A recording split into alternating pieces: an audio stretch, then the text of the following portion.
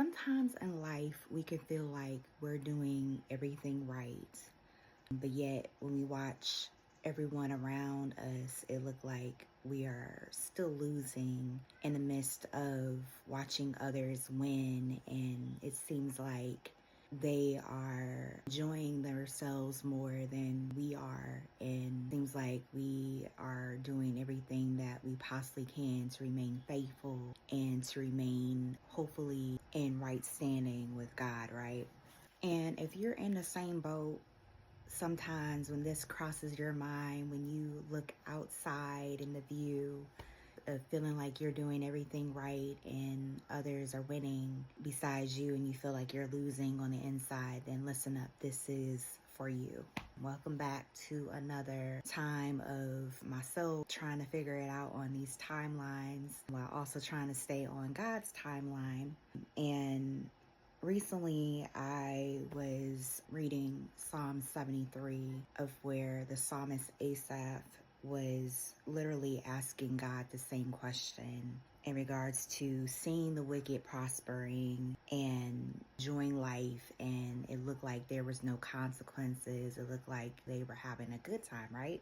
Meanwhile, he stayed faithful to the plow and kept on serving and doing what he was supposed to do, and it looked like he had nothing to show for it.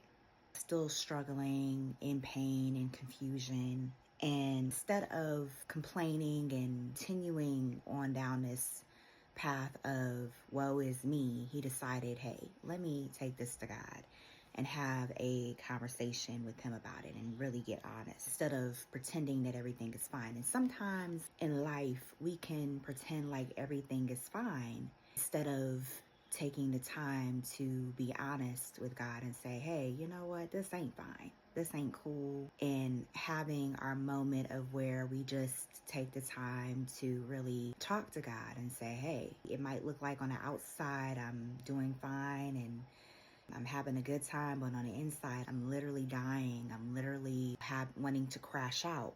I can't tell you how many times in my life, my personal life, where it might have looked like on the outside, and this is also, I'll say this is a personal weakness of mine, am not able to really cry in the public. I've been to many different church meetings and stuff like that where they would do deliverance services or have altar calls, and I would see different people cry at the altar, but that ain't my story. I would go up to the altar for prayer and have hands laid on and stuff like that.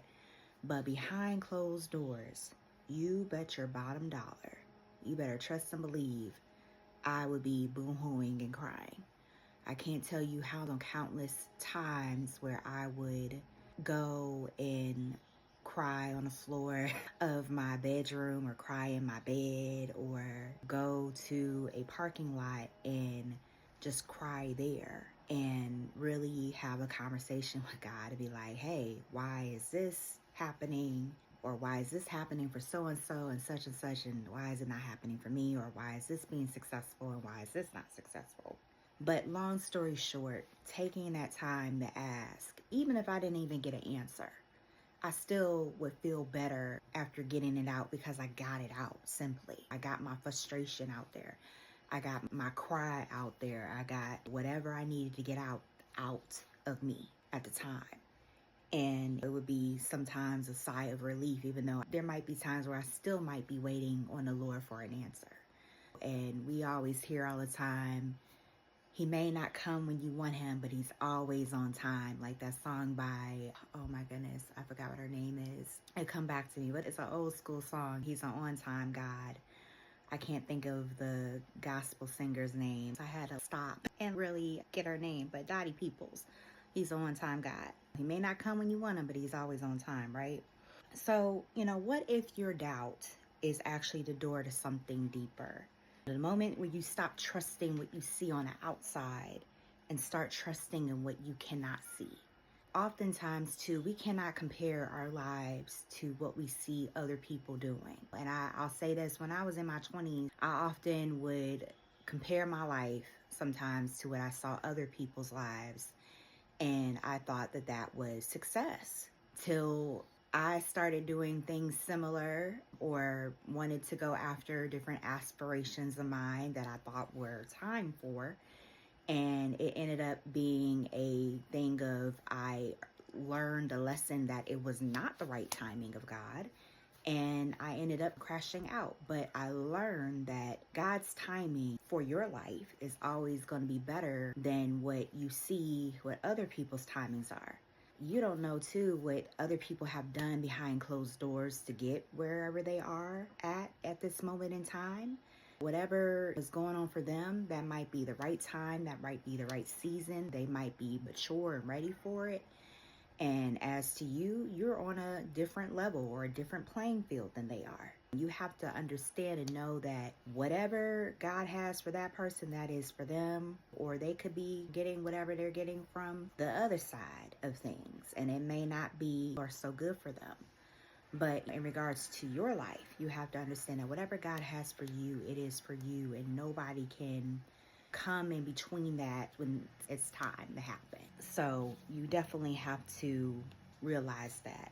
So know this, breakthrough doesn't come when life finally makes sense. Sometimes it comes when you're willing to enter into God's presence, enter into his timing, even when you don't understand everything. God, sometimes you're not going to understand everything. Things come in time, but in due time and in due season, you will understand more down the line as to why you had to go through certain things or as to why you had to wait for certain different things. But continue to go to him, continue to have a conversation, continue to be in his presence, worship him, praise him, get into the word. Don't look to other people for the answers, because men can also fail you every time, but God will never fail you. And stop trusting what you see outside and trust what you cannot see. You know, what God is telling you to hold on to, and not what you see the world or you see your friends or you see what other people are doing. So before you scroll, have one conversation with God about what is actually frustrating you, what is actually you feel like it's not coming on time. And don't hold back. Be real. Be sincere.